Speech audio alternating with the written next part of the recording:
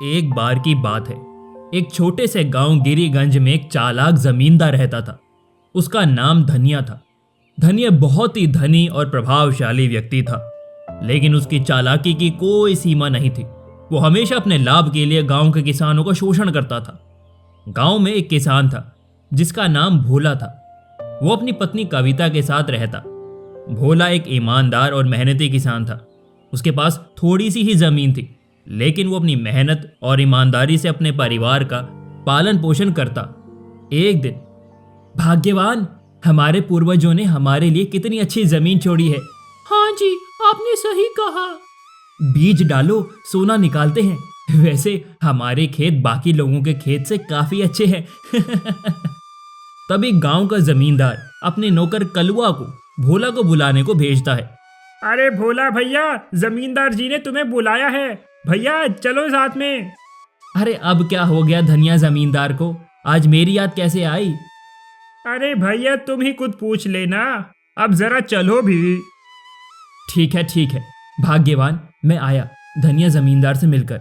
हाँ ठीक है जी, आप आइए, लेकिन संभल के जाना, जमींदार बहुत ही चालाक किस्म का इंसान है। कलुआ और भोला जमींदार के घर के लिए निकल गए। भोला जाते जाते पूछने लगा, अरे कलुआ, ऐसा क्या काम पड़ गया जो मुझे धनिया जमींदार ने अचानक बुला लिया? भोला भैया, मालिक खुद ही जाने। मुझे तो बस बुलाने के लिए बोला था, तो मैं बुलाने के लिए आ गया। आप देखते रहो। दोनों धनिया जमींदार के घर पहुंच जाते हैं। अरे भोला, मैं तुम्हें एक प्रस्ताव देना चाहता हूँ। हाँ बोलिए जमींदार जी।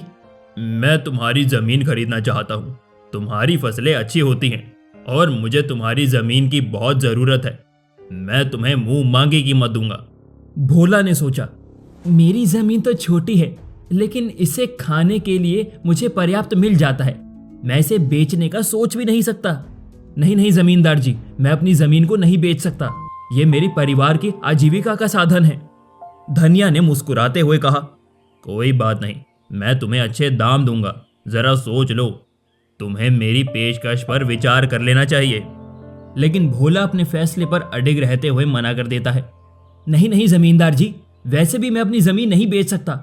मेरे पुरखों की संपत्ति है ये। मैं ऐसे ही नहीं बेच सकता अपनी जमीन। मुझे माफ कीजिएगा। इतना बोलकर भोला अपने घर को रवाना हो जाता है और धनिया जमींदार अपने दांतों को चबाकर गुस्साते हुए देखता है। धनिया जमींदार सोचता है, अरे ये भोले का बच्चा अपनी जमीन नहीं बेचेगा तो मैं क्या चुप बैठूंगा? मैं तुम्हारी जमीन को बेकार कर दूंगा। ये कैसे करेंगे मालिक? तू बस देखता जा और मैं जो कहूं उसे करता जा। आप बस बोलिए मालिक, मैं आपके लिए कुछ भी कर सकता हूँ। तू भोला के खेतों में जाकर उसकी फसलों में जहरीली दवाई डाल दे, जिससे उसकी फसलें मर जाएंगी। और तू लोगों को डराने के लिए डरावनी आवाजें निकालना शुरू कर दे। लोगों को लगेगा कि उसके खेतों में भूत आ गया है और हम भूत की अफवाह फैलाएंगे, समझे? समझ गया मालिक। भोला घर पहुंच जाता है। क्या हुआ जी? क्यों बुलाया था धनिया जमींदार ने? भाग्यवान, धनिया जमींदार की नजर हमारी जमीन पर है। मुझे तो पहले से ही संदेह था। अब छोड़ो जी, चिंता मत करो। आप हाथ मुंह धो लीजिए, मैं खाना लगा देती हूँ। उधर धनिया और जमींदार कलुआ, भैया सुना है भोला के खेत में भूत है, जिससे उसके खेतों की फसल अपने आप खराब हो रही है। हाँ भाई, यह अफवाह तो आग की तरह पूरे गांव में फैल गई है। उसने गांव में अफवाह फैलानी शुरू कर दी कि भोला की जमीन पर कोई भूत रहता है जो किसानों को फसल नहीं उगाने देता। धीरे धीरे गांव के सभी लोग इस अफवाह को मानने लगे, जिससे भोला की फसलें खराब होने लगी। भाग्यवान, जब से मुझे धनिया जमींदार ने अपने घर बुलाकर खेत खरीदने की बात की है, उसके बाद से ही हमारे खेतों में कुछ न कुछ हो रहा है। मुझे लगता है धनिया की कोई चाल है ये। हाँ जी, मुझे भी ऐसा ही लग रहा है। भाग्यवान, लेकिन कुछ दिन और देखते हैं, पता चल जाए ये माजरा क्या है। भोला ने देखा कि उसकी फसलें नुकसान में जा रही हैं। उसने सोचा, अगर मैंने समस्या का समाधान नहीं ढूंढा तो मुझे अपनी जमीन बेचनी पड़ेगी। उसने गांव के कुछ समझदार लोगों से सलाह लेना शुरू किया, लेकिन कोई भी उसकी मदद करने को तैयार ही नहीं था। कैसे लोग हैं, कोई मदद करना ही नहीं चाहता है। मुझे ही अब रात में जाकर खेतों में देखना चाहिए। अब भोला रात के सन्नाटे में खेत में निकल जाता है। और पेड़ के पीछे छिप जाता है और खेतों में कलुआ डरावनी आवाजें निकालना शुरू कर देता है ताकि खेतों में कोई आ ना पाए। चले जाओ नहीं तो मारे जाओगे। भोला कलुआ को देख लेता है और भोला तुरंत समझ जाता है कि यह धनिया जमींदार की ही चाल है। वाह कलुआ भैया, क्या अच्छी तरकीब निकाली है लोगों को डराने की। तभी बोलूं, गांव के लोग मेरे खेतों से क्यों डर रहे हैं। भोला भैया मेरी कोई गलती नहीं है, वो तो मैं जमींदार के कहने में ये सब कर रहा हूँ। धनिया जमींदार तुम्हारी उपजाऊ जमीन हड़पना चाहते हैं। लेकिन तुम ये सब क्यों कर रहे हो?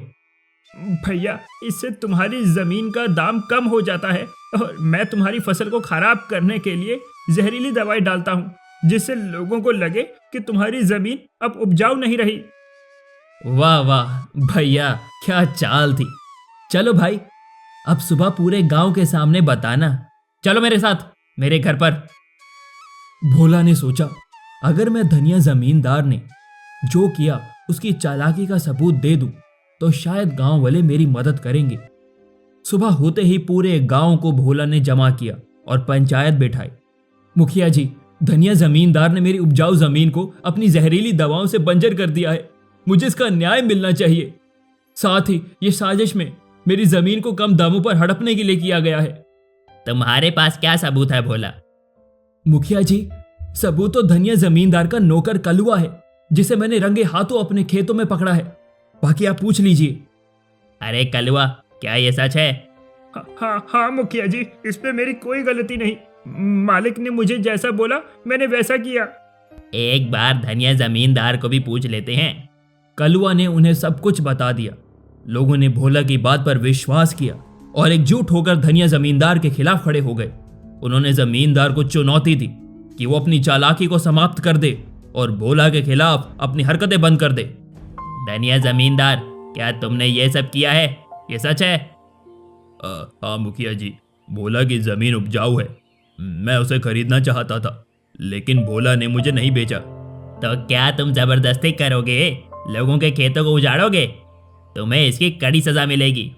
मुझे माफ कर दीजिए सभी लोग।